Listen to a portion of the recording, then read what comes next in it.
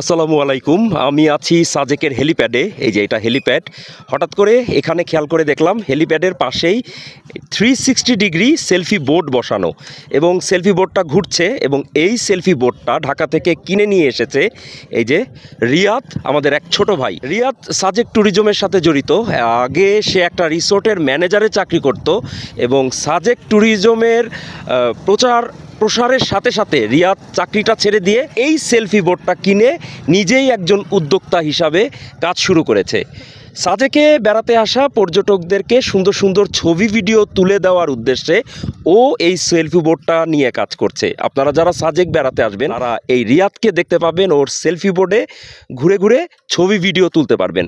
তো এরকম একটা চমৎকার উদ্যোগ একজন ছোট উদ্যোক্তা ছোট্ট পরিসরে শুরু করেছে।